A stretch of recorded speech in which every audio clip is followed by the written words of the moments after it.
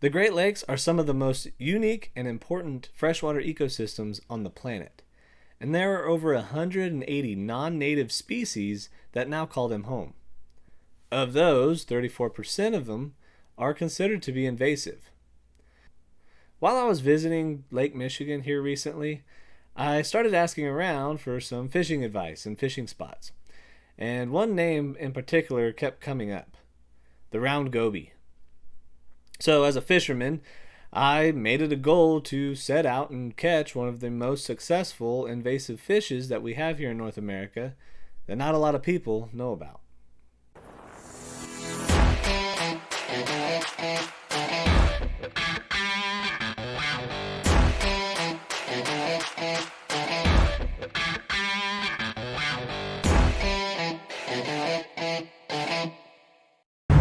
Alright, we are in Muskegon, Michigan right now. We are fishing basically for anything that bites, but a side effect is we're gonna go after these invasive round gobies right here. We are on the ferry lane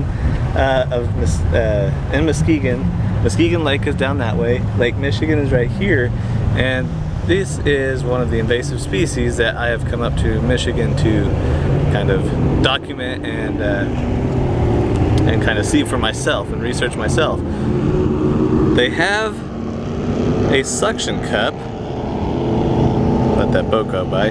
They have a suction cup on the bottom of their dorsal fin here, and they don't have an air bladder, so that's why we are fishing on the bottom. We're using just night crawlers on the bottom, letting the current kind of take it out, and so far we've had pretty good luck, and we've caught other things. We've caught catfish, we've caught little bass, sunfish, but these are the little target species that we're going after. So with that, we're gonna keep on fishing. This small fish may not look like much of a threat, but don't let its cute appearance fool you. Round gobies are a native fish to the Caspian, Black, and Azov seas in Eastern Europe, along with the invasive zebra and quagga mussels. These fish were first found in the St. Clair River in 1990.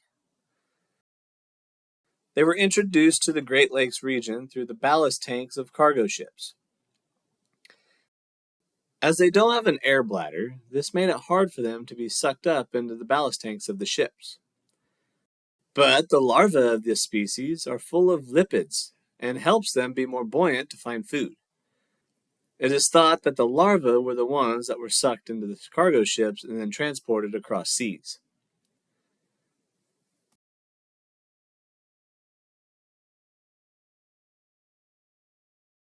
Since they lack an air bladder, they live on the bottom of the water body and therefore occupy the same niche as the native mottled sculpin and my favorite group of native fishes, the darters.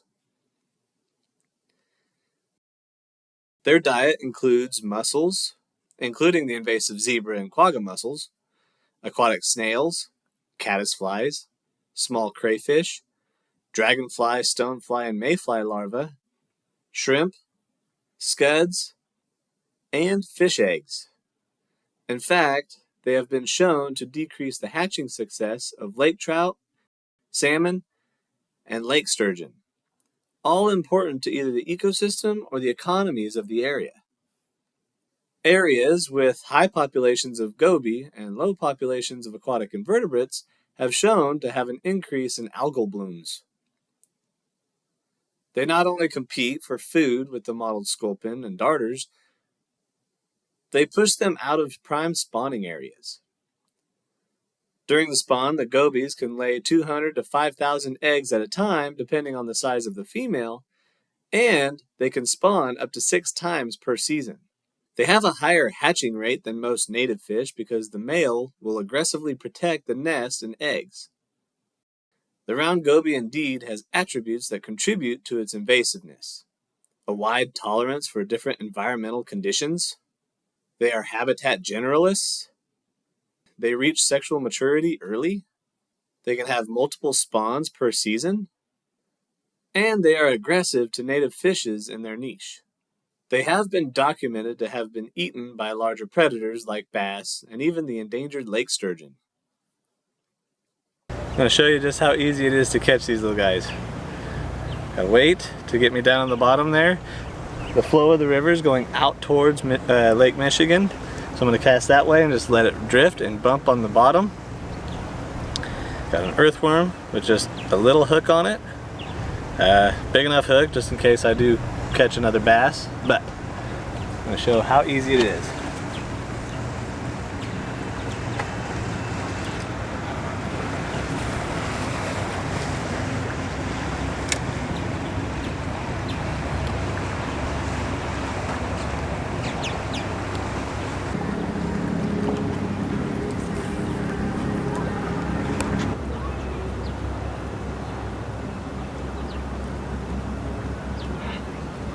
You gotta be ready for these little bitty bites.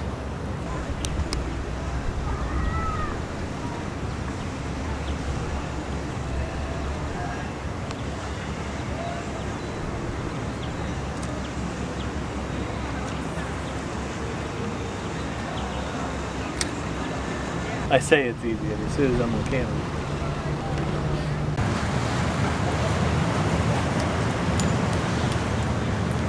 And after 3 stolen worms and 4 casts, that is actually a hoss of a goby.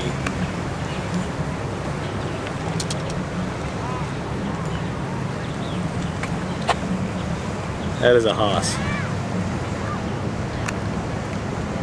His stomach is full because he's been stealing my worms all afternoon.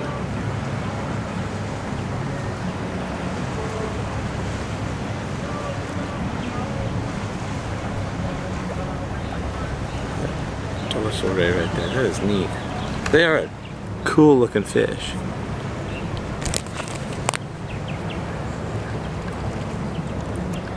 They are a neat looking fish, that is for sure. Yet invasive.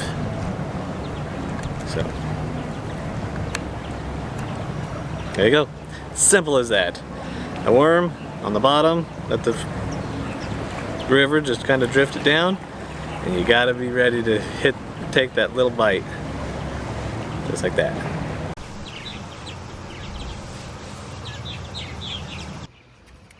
After a day in the sun catching catfish, bass, sunfish, steelhead, and of course the round gobies, who wouldn't want a beer?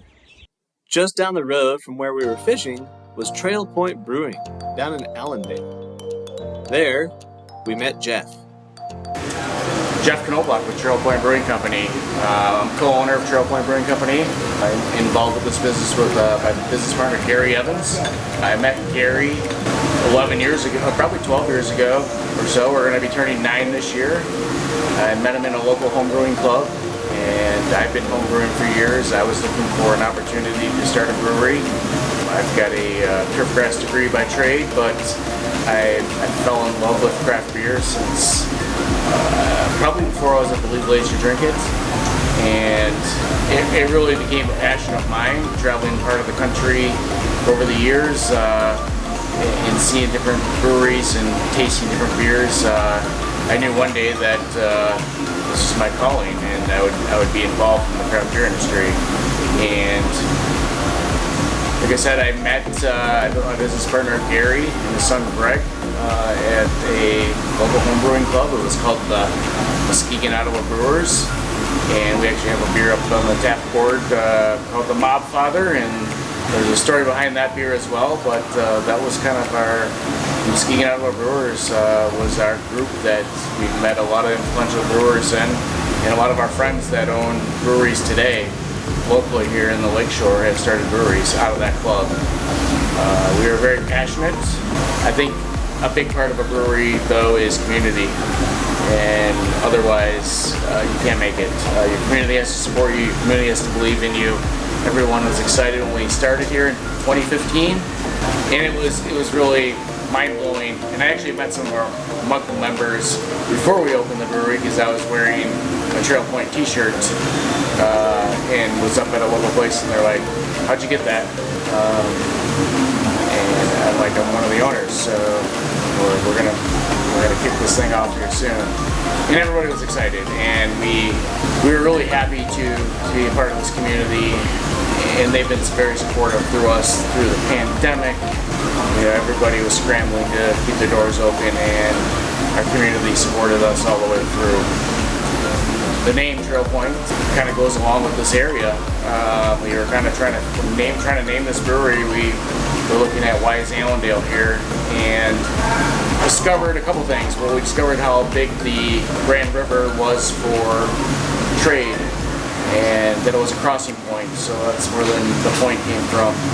And then we discovered Native American marker trees, and the marker trees were formed by the Native Americans and early settlers to point to a direction to go, to an area of significance. And we took the trail marker tree, or the marker tree, and kind of fit it into our name, and then that's where Trail Point was born. And we're very proud of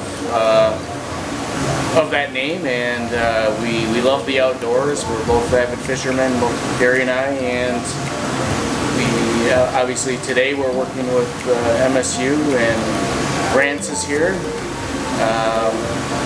talk about invasive species. So we love where we live, and we're very proud of where we live, and we want to protect it, at least make the world aware of how to protect it, and continue to make good beer, and protecting the resources, our water, to make good beer.